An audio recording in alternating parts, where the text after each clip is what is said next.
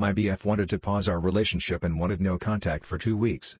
But have texted me several times. So my BF wanted some space with no contact for 2 weeks, which was already quite painful for me to accept, as he gave me the choices of either breaking up or going on a break. I have never been up for a break, and it honestly have been hell. The first week went off by me grieving our relationship and coming to terms with the fact that it might be over for us. But the thing is, he have been messaging me these last couple of days with stuff like "can't be without you" and "I love you more than anything." Then when I replies it's "we should talk as we are on a break." I'm honestly having a hard time with it, and I feel myself falling deeper and deeper into sadness. I feel like he is playing with my feelings by doing this. I have doubts if my child is mine due to a threesome years ago.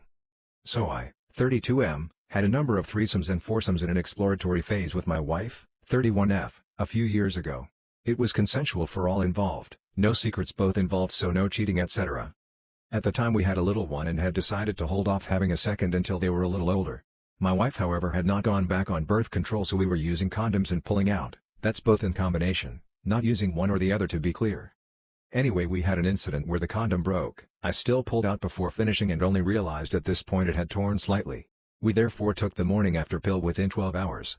It was my wife's non-fertile week, so we figured with the morning after pill, pulling out, etc. we'd be okay. A month or so later it turns out she was pregnant again, and we had our son, who was much loved despite appearing earlier than planned. However, I still wonder from time to time if, given all the precautions we took, if he is mine. When we had the threesome a couple of weeks before our incident, he did wear a condom throughout and there was no sign it broke. I always have a niggling doubt though, although I'm probably being silly. He doesn't look like me at all, he just looks like my wife's family, so it's hard to tell. I did mention my concerns to my wife, but she dismissed them as me being silly and that it was obviously the night the condom broke that he was conceived. I have considered a DNA test but think it would break her heart. We're not in contact with the guy anymore either, so not sure what difference it would make other than putting my mind at ease. My husband met his online girlfriend here on Reddit.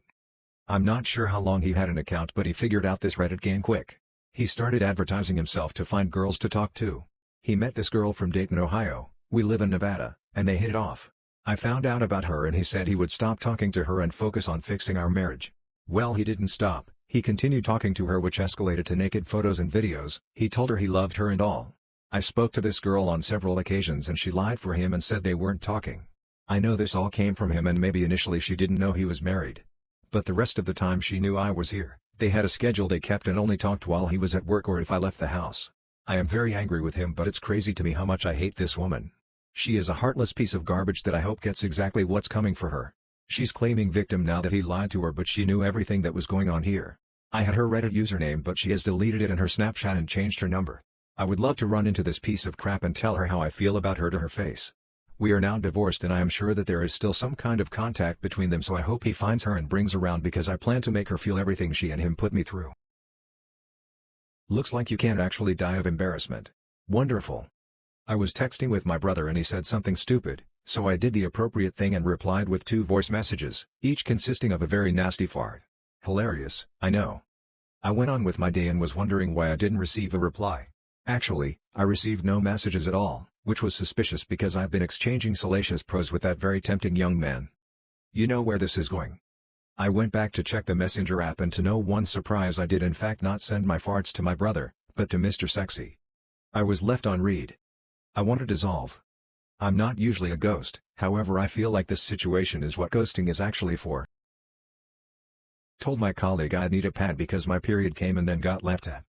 I'm a new hire at my current company, and my period came early today at work, and because of that I didn't have a pad. Decided to ask around from my female manager if they had any that I could borrow to use, and then my manager laughed at my face and told me that it was dumb of me to ask from her since no one else would ever ask anyone else at work for a pad, and then went back to doing her own business, and then I ended up having to use toilet paper as a mini pad until I could have bought some.